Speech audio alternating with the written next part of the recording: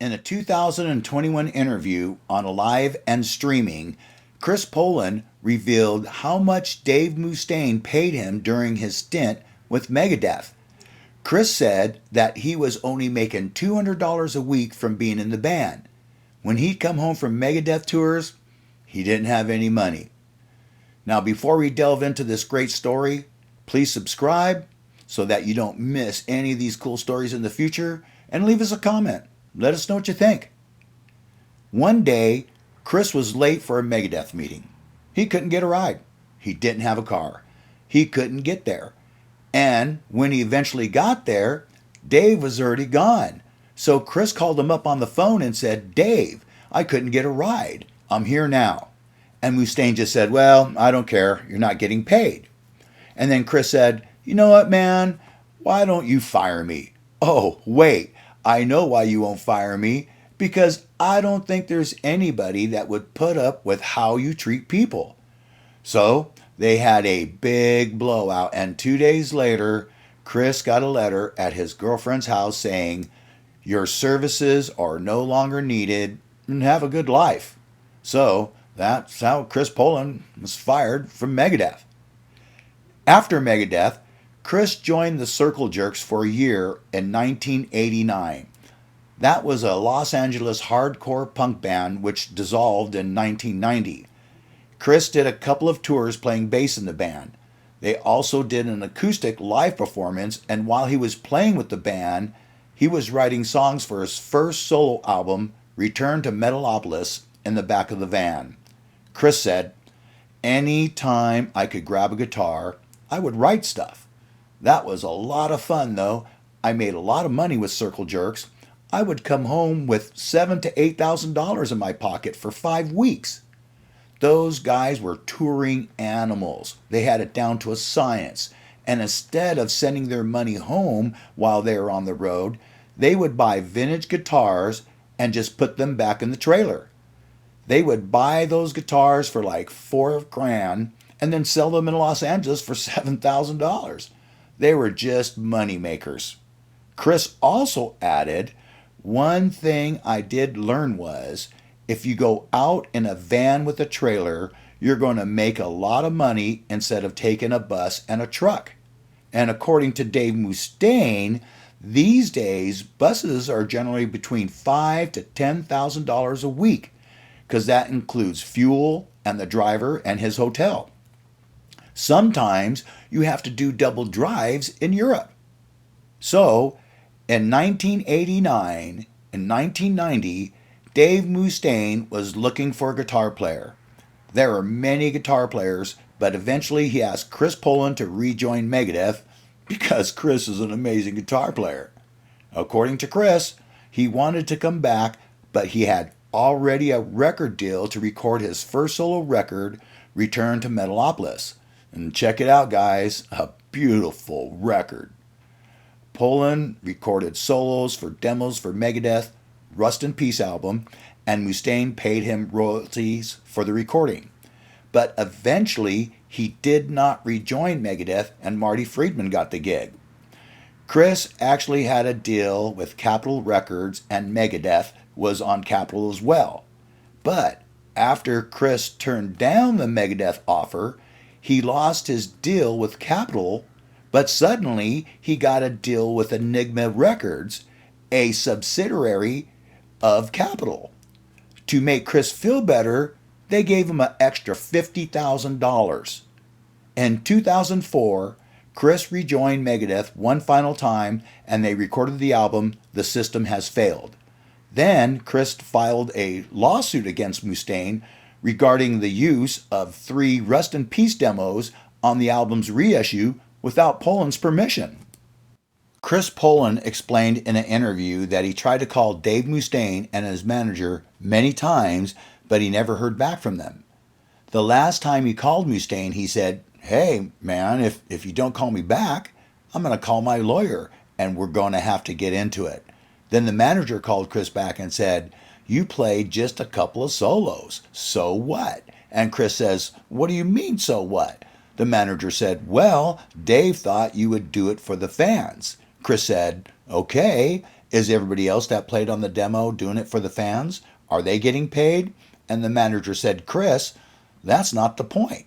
Then Chris said, listen, man, we have to do something here. I'm not just going to walk away.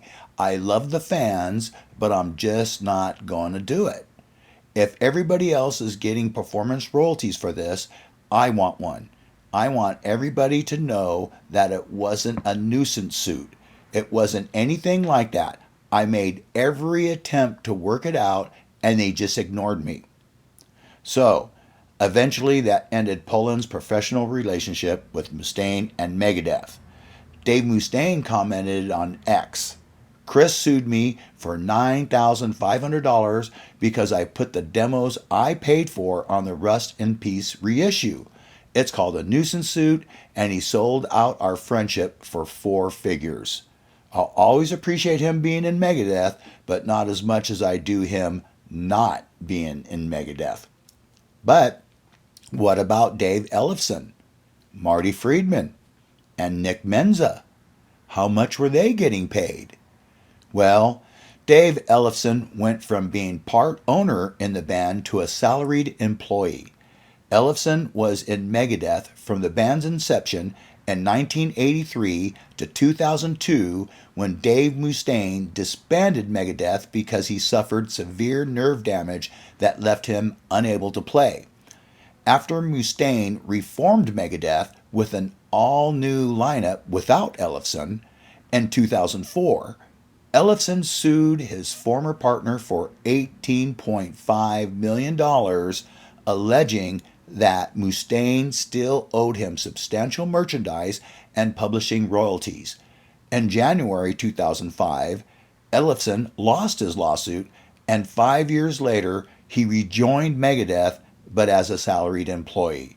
He later claimed that he preferred that to being involved in the day-to-day operations.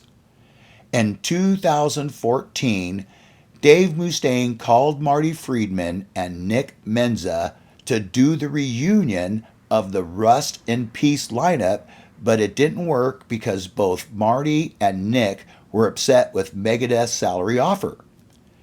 In his autobiography book, Dave Ellefson claimed that the Rust in Peace reunion failed because Nick was asking $7,500 per week, which was about twice as much as what Ellefson was making, plus his own endorsements. And Marty was asking twice as much as what Nick was asking, so about $15,000 per week, plus other demands. So we can assume Ellefson was making $3,000 to $4,000 per week. People say that Dave Mustaine paid Dave Ellefson $150,000 annually, so yes, $3,000 per week, it's $156,000 annually. Rumor has it that they offered Marty Friedman $1,200 a show, and Marty was asking $4,000 a show. In his autobiography, Dreaming Japanese, Marty Friedman reflected on the salary offer Megadeth made for him, and this is what he said. Let's just say he wasn't even in the ballpark. Hell, he wasn't even in the parking lot for the ballpark. The amount they offered was right around the first salary I got when I joined Megadeth in 1990. If I'd had any idea they would lowball me like this, I would have never met with them in Anaheim, California. Had I taken that offer, I would have been paid less in a week than I made in a normal day in Japan. I was stunned and angry and told them I couldn't even consider it. I made a counteroffer, which was the bare minimum I could accept, and far less than I have received from any of the artists I've toured with in Japan. I was willing to take the financial hit because a reunion tour with Megadeth, opening for Iron Maiden, could open doors for me again in America. And what followed could be a bigger tour than anything we had previously done. Even if they met my rate, the tour would have been a huge windfall for them. They easily could have agreed to that, and the reunion would have been on. but they said I wanted too much money. And Marty added, I was happy with my career in Japan, doing what I loved, making real money without the kind of drama that comes with Megadeth. They didn't even acknowledge they had just lost their guitarist and drummer and needed me more than I needed them. When I got over my initial anger, I was puzzled and sad. According to Marty Friedman, part of the reason he turned down the Megadeth reunion is the fact that the group is largely seen as Mustaine's solo project. With members coming and going every couple of albums, he said, had it been more of a band situation and not such a one-man Dave Mustaine main man party, I might have considered doing it for a little less. But at the end of the day, Megadeth is so much Mustaine because that's the way he engineered it. I didn't feel that kind of camaraderie. The four-man diamond, the Beatles, Kiss, Metallica, I felt like I would be going out there and tour and it was going to be Mustaine's big success. If I'm going to do that, I'm certainly not going to lose money to do that. I was doing great on my own in Japan. Dave Mustaine told Loudwire that he dropped the idea of the Rust in Peace reunion after Marty's financial demands. And here's what Dave said. Marty has a really successful career in Japan where he makes quite a lot of money.